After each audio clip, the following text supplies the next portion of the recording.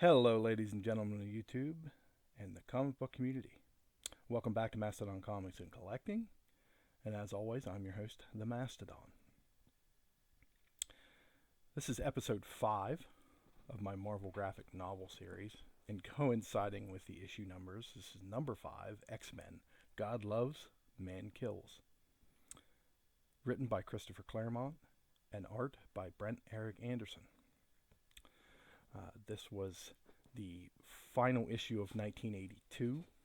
The series would pick up again in 1983.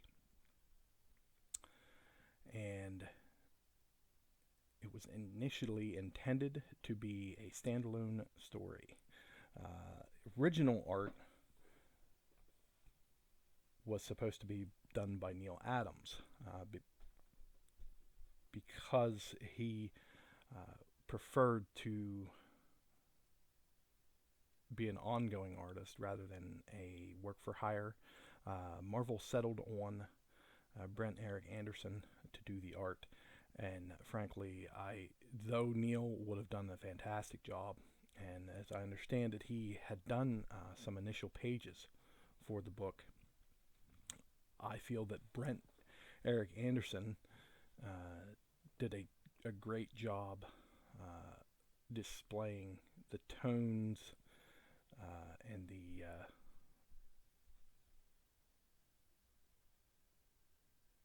overlay of the story, translating Claremont's words just brilliantly.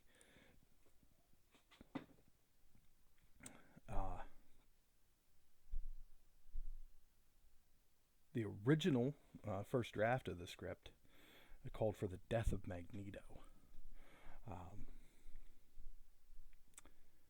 which would have been the trigger event. This was not considered canon until the second X-Men movie was made in 2003, which drew a lot of the inspiration for that movie from this book, i.e. the main antagonist being William Stryker.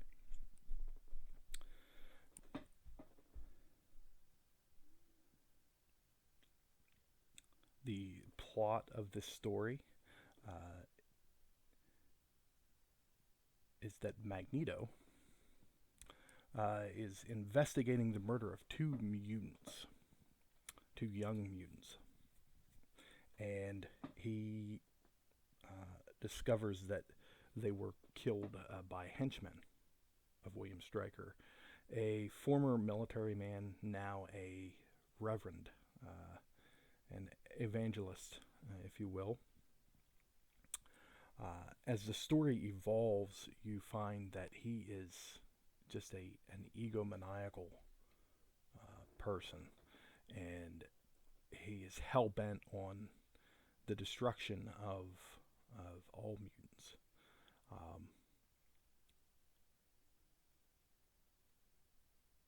All in the name of the Lord. And that is why it's an appropriate title. God loves, man kills, because that is so true.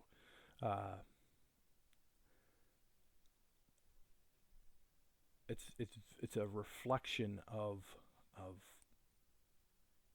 a lot of war that happens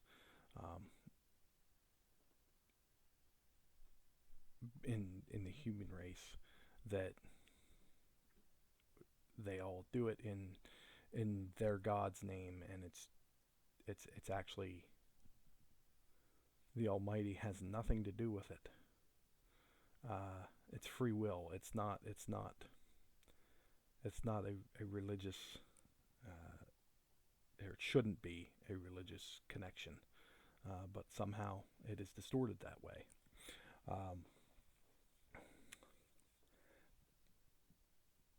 Charles Xavier,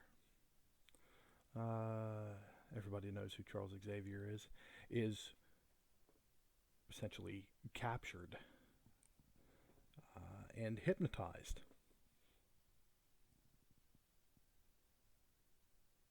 into becoming a weapon of destruction,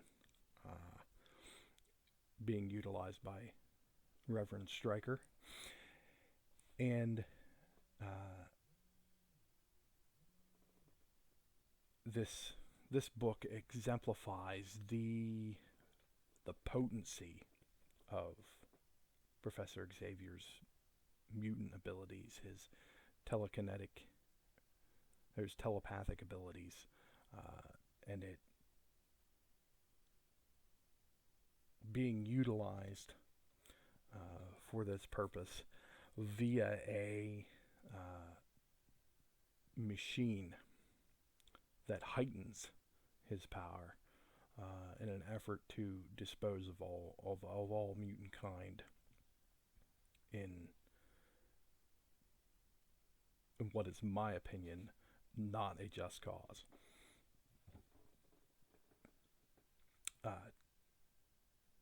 In the end, two of the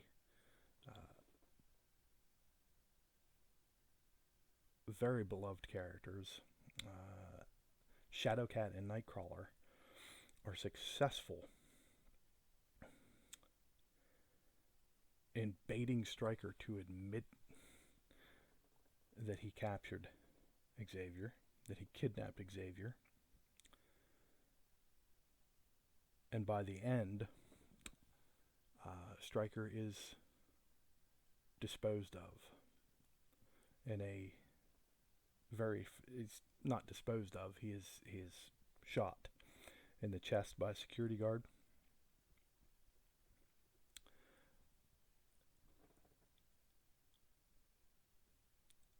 And the story comes to a close. Magneto and Xavier exchange the common words that they have, that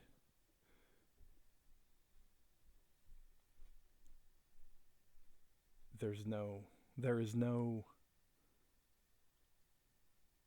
common ground with the human world, that they should do it Magneto's way. And initially, Charles agrees. But it's Cyclops. God love him. Cyclops. He convinces Charles that his way is the correct way. And with that, Magneto leaves with the parting words of, "Next time, it will be my turn. It will. I will do what is necessary."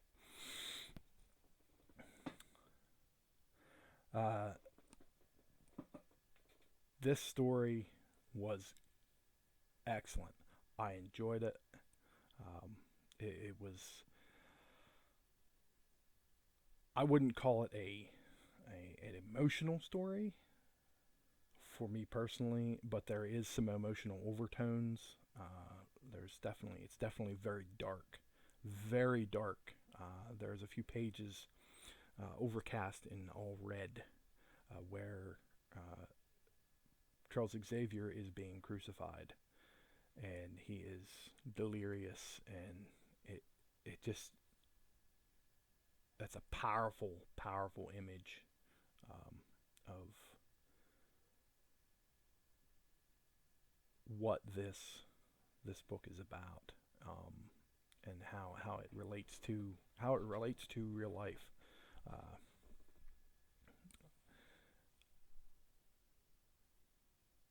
I would go as far as to give this a 9 out of 10. It wasn't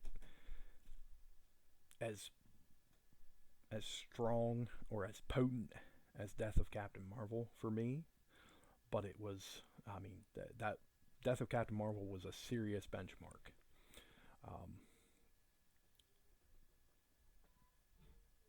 But this was a very strong story, and I highly recommend that you check it out. If you have never checked it out, if you are an X-Men fan, you will absolutely love this story. It is absolutely wonderful, and I want to shout out John's Comics with Kids, who in essentially pointed me in the direction of this book, because it is a great story, as he said. Uh, that's all for this episode of Marvel Graphic Novel Reviews. I hope you enjoyed it. I hope it's informative, and I also hope that you go out and seek out the story, whether it be in hard format or digital. It just read the story. It's definitely worth your time. Feel free to give me a thumbs up, thumb it down if you didn't, and tell me why in the comments, please. Appreciate the feedback.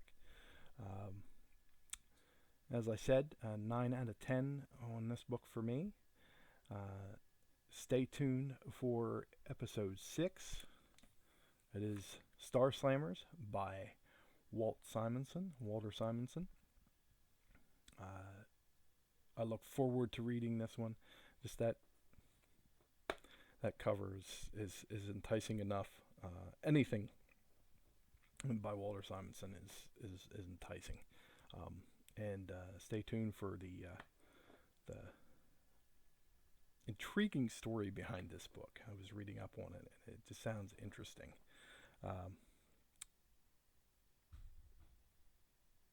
In the meantime, keep collecting, keep reading, and keep sharing.